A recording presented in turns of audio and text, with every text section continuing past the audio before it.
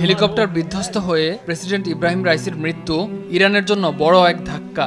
ধারণা করা হচ্ছিল রাইসি ইরানের পরবর্তী সর্বোচ্চ ধর্মীয় নেতা হবেন। রাইসির মৃত্যুতে ভবিষ্যতে ইরানের সর্বোচ্চ নেতা কে হবেন সে প্রশ্নই এখন সামনে এসেছে। উত্তরসূরি হওয়ার মতো কোনো প্রার্থী আপাতত না থাকায় সর্বোচ্চ ধর্মীয় নেতা হওয়ার দৌড়ে এখন অনেকেই সামনে আসতে পারেন এবং তাদের মধ্যে শুরু হয়ে যেতে পারে তুমুল প্রতিদ্বন্দ্বিতা। রাইসিকে যারা খামেনির জায়গায় দেখতে চেয়েছেন, রাইসির মৃত্যুতে সেই আশায় গুড়েবালি হয়েছে। তাদের শিবিরেই এখন খামেনির উত্তরসূরি হওয়া নিয়ে প্রতিযোগিতা দেখা দিয়েছে। সর্বোচ্চ ধর্মীয় নেতাই ইরানের সর্বময় ক্ষমতার অধিকারী। 1979 সালে ইসলামী বিপ্লবের পর থেকে দুইজন সেই চূড়ান্ত ক্ষমতার অধিকারী হয়েছেন। 1989 সালে আয়াতুল্লাহ রুহুল্লাহ খোমেনির মৃত্যুর পর আয়াতুল্লাহ আলী খামেনি ইরানের সর্বোচ্চ ধর্মীয় নেতা নির্বাচিত হন।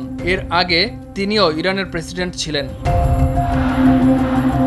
সর্বোচ্চ নেতা হওয়ার পর থেকেই খামেনি দেশের শাসন ক্ষমতার উপর কড়া নিয়ন্ত্রণ রেখে চলেছেন। চূড়ান্ত ক্ষমতার অধিকারী হওয়ায় ইরানের সবচেয়ে গুরুত্বপূর্ণ বিষয়গুলোতে তার নির্দেশেই শেষ কথা। ইরানের নীতিমালার রূপকার তিনি, বহির্বিশ্বের সঙ্গে দেশটির সম্পর্কের মূল নির্দেশকও তিনি।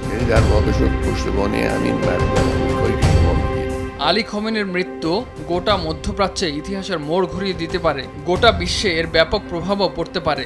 খামেনি কোনো উত্তরসূরির নাম ঘোষণা করেননি, তবে এ পদের জন্য যে দুটো নাম প্রায়ই উচ্চারিত হয় তার একজন ছিলেন রাইসি আর অন্যটি খামেনির ছেলে মোজতবা।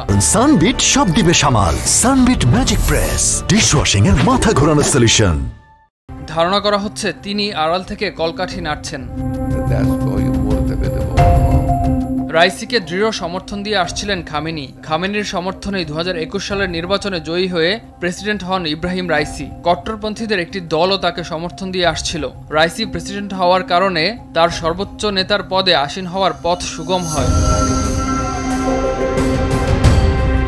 ইরানের সর্বোচ্চ ক্ষমতার পদে কে থাকবেন তা নির্ধারণ করে বিশেষজ্ঞ পরিষদ বা 88 জন ধর্মীয় নেতার অ্যাসেম্বলি অফ এক্সপার্টস।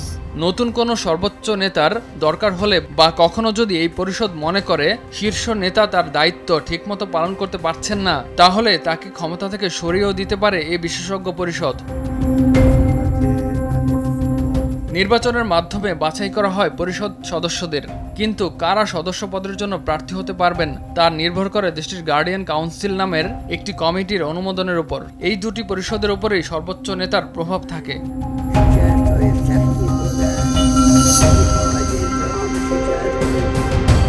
ইরানের সর্বোচ্চ নেতা নির্ধারণী পরিষদ সংশ্লিষ্ট দুই কর্মকর্তা বলেন, অ্যাসেম্বলি অফ এক্সপার্টস 6 মাস আগে খামেনির সম্ভাব্য উত্তরসূরির তালিকা থেকে রাইসির নাম বাদ দিয়েছিল তার জনপ্রিয়তা কমে যাওয়ার কারণে। এর পরেও রাইসিপন্থী প্রভাবশালী ধর্মগুরুরা সর্বোচ্চ নেতার উত্তরসূরির তালিকায় তার নাম পুনর্বহালের জোর চেষ্টা চালাচ্ছিলেন।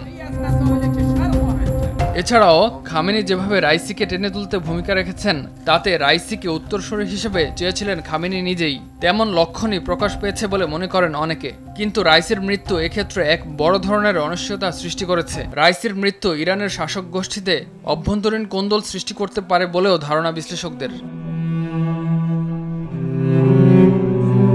ইমতিয়াজ আহমেদ, RTV।